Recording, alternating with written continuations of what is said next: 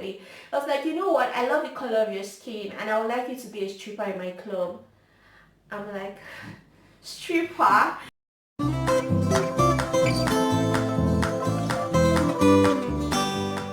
Hello. Welcome to our channel. My name is Victor. My name is Aonli. And today we are going to be sharing with you guys our testimonies. Next week is our 1 year in Ukraine. And so far it's been full of challenges and we have had testimonies and God has been faithful and awesome to us. So we thought to share with you guys and I hope you guys will be blessed hearing from us.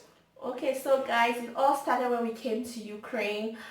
Coming to Ukraine, we actually loaned some amount of money to come here and study. But when we got here, we found out that the money wasn't actually enough to pay our fees and our hostel and all of that. So what we did was that Victor and I paid our school fees, but I actually paid part payment of mine and paid 3 months hostel. And guys, the funny thing is that this hostel, it wasn't conducive. It wasn't conducive, but that was what we had. That's what we actually had at that moment. This hostel, I was living with 7 other Ukrainian girls, and Victor's hostel too, he was living with 7 other Ukrainian guys. And living with somebody that you guys don't speak the same language, you guys don't understand each other, you guys are from different countries, it can be difficult because you can't even communicate, you can't do anything with that person. But guys, that wasn't the challenge. I had 2 weeks to 2 months. They gave me 2 months to pay my school fees, to be done with the payment of my school fees. And guys, it was really challenging because I had like 2 weeks to that 2 months for the deadline for me to actually pay the school fees. So guys, 2 weeks to that time, I remember telling 1 or 2 persons that I actually need something to do so I could pay my school fees. And if you watch our video of how we moved to Ukraine, you know why we're actually telling this story, because I couldn't call back home to tell them what was going on.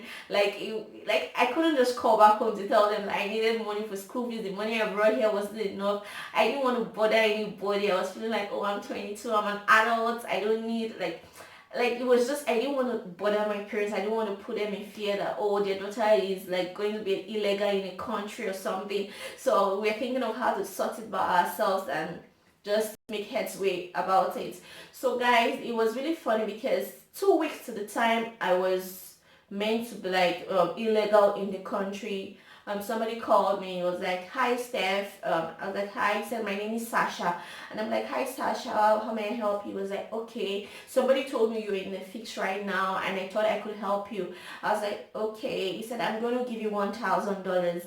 I'm like, okay Sasha, so what are you bringing today? What do I have to do for you? I was like, you know what, I love the color of your skin and I would like you to be a stripper in my club. I'm like, stripper? He was like, yeah, stripper, I like your skin. I was like, no, I'm a Christian, I'm a believer, I can't be a stripper in a club. And he's like, no, it's fine, we're gonna do your makeup, we're gonna do your hair, you're gonna wear masks, you're gonna look good, nobody will recognize you. And I'm like, no, I'm sorry, I can't be a stripper, it's against my faith. I'm a Christian, I'm supposed to be a role model to others. There's some things I shouldn't be doing. And guys, remember, I had 2 weeks to go, 2 weeks deadline to be illegal in this country. That same week, another lady called me. She was like, hi Steph. I was like, hi. She was like, I got your number from somebody. I was like, okay. She was like, I need you to do something for me and I'm gonna pay you. She called the amount of money. That was the exact amount I needed for my fees. But this job she wanted me to do was illegal. I was like, I'm sorry, ma, I can't do something like that. She was like, I thought you were in a fix. You want to pay your bills. I was like, yes, if I don't pay my bills, I'm going to be illegal. And she's like, that's why you have to do this thing. I'm like, I can't do it. So then I called Victor. I told him that I received some calls this week and this was what they were telling me to do. Guys, it pays to have the right people around you. It actually does pay to have the right people around you.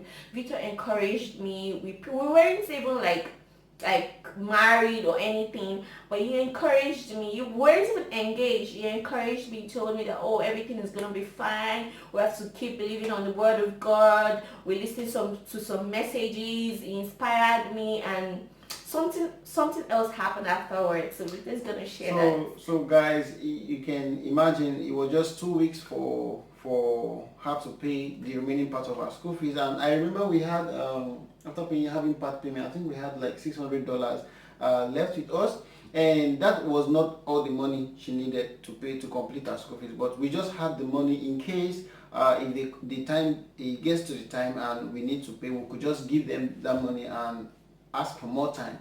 But at that time, 2 weeks ago, we realized that we had actually eaten into the money and we were left with just 400, and it wouldn't make sense. We were thinking that it wouldn't make sense taking the $400 to them in case we were not able to gather all the money. So guys, that same week, one of the days I woke up in the morning and like I was arranging my stuff, so I felt like I should check on the money, and lo and behold, guys, I couldn't find the $400, and like it wasn't funny at all. Like I didn't believe what I was saying. So that moment when you are looking for something very important to you and you could go to that particular spot like million times just to confirm.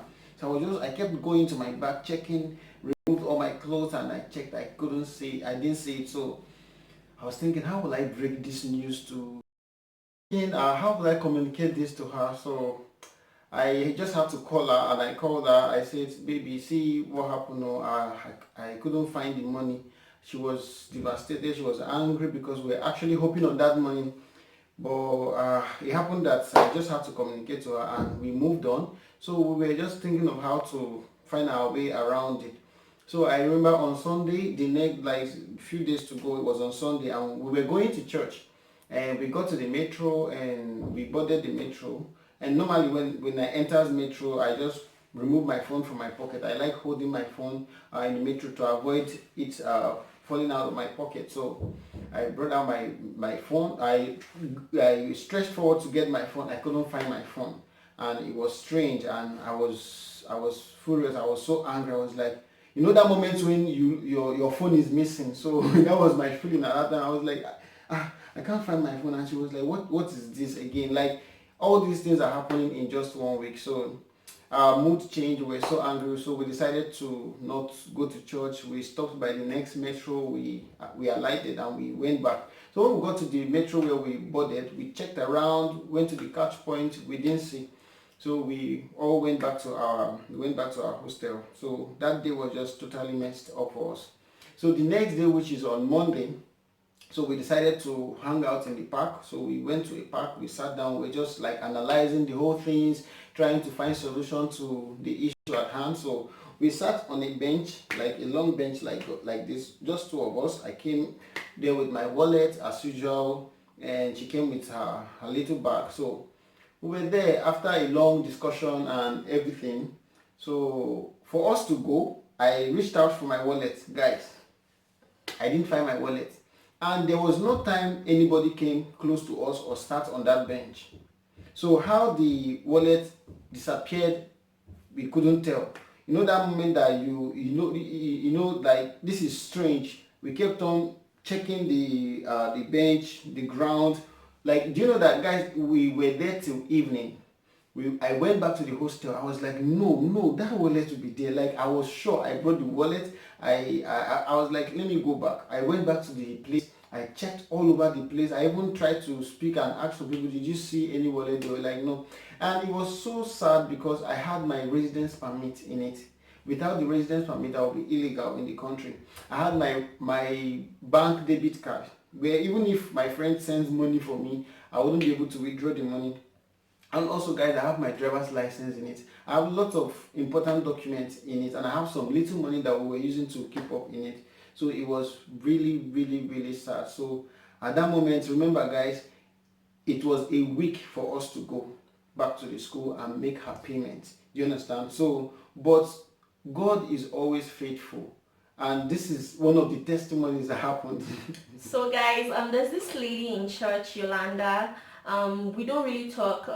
We just say hello, how are you, sister, how are you, dad, how are you, this. And being the fact that we're not from the same country, I felt like we didn't really connect. But I met Yolanda one day and we got talking, we became close. Like that same week, like we became close. Like we started talking, sharing challenges with each other, and I told her that, I have 1 week to become illegal in this country and I don't even know what to do. And she was like, okay, she'll get back to me. And then she spoke to her fiance, and guys, they loaned us the exact money I needed to pay the school, to do my documents, to go back to immigration and request for my immigration permit. They gave us the exact money. They loaned us the exact money. But something happened, guys. Something else happened. So guys, after she got the money, we paid the school fees and everything was okay. Remember guys, for us it is a testimony that we got someone to give us loan. Money. And remember, we came here with loans, like we took loan from Nigeria. So adding another loan to loan, but it was a testimony anyway. So it happened that during that week, I wasn't just happy with the circumstances, trying to think of how to survive, how to finish my studies, and how to like get our lives and live our lives here. And it happened on the day, I think on the 10th of August. It was on the 10th of August during the World Evangelism Congress with Pastor Chris and Pastor Benny. So I connected that day. Pastor Chris was ministering, and I was so much inspired and encouraged. And not just inspired and encouraged, you know that moment of inspiration when you are getting inspiration, and it was around 10 p.m. in the night. I didn't want to stop. I wanted to hear more. So I listened to the message. Like it was a series of messages. Even after the first message, I listened to a series of messages, and I was so blessed, I was so touched, I was so inspired. Like ideas were coming to my mind of things to do, and I found myself, I was writing it down, and I was so blessed. It was an encounter. It was an encounter with God that night. So I remember the Holy Spirit telling me that I should pray. So I prayed. Guys, this thing happened from 10 p.m. till 6 a.m. in the morning. I couldn't sleep. I was just under the unction. The Holy Spirit was just ministering to me. So, and one of the things that the Holy Spirit told us to do was for us to fast and pray. That it was just an attack just to discourage us, frustrate us, so we go back to Nigeria and all that. So we fasted and we prayed. And during that fasting and prayer, guys, something happened, and we know that it was God, because it can only be God. So guys, during the fasting and prayer, I received a call from one lady. She was like, "Hi Steph, my name is Luda." I was like, "I need your help with something. I got your number from somebody." I'm like, "Okay, what do you need me to do?" She was like, "You know what, my driver is going to come pick you up tomorrow." And I told her to send me the address so I could know how far the location was from my own location.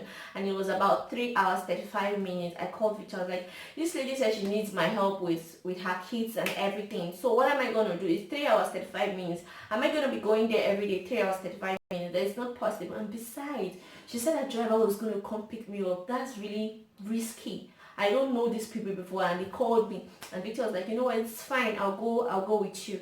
I'm like, "Okay, no problem." The guy came to pick me at around 10, and Victor was there.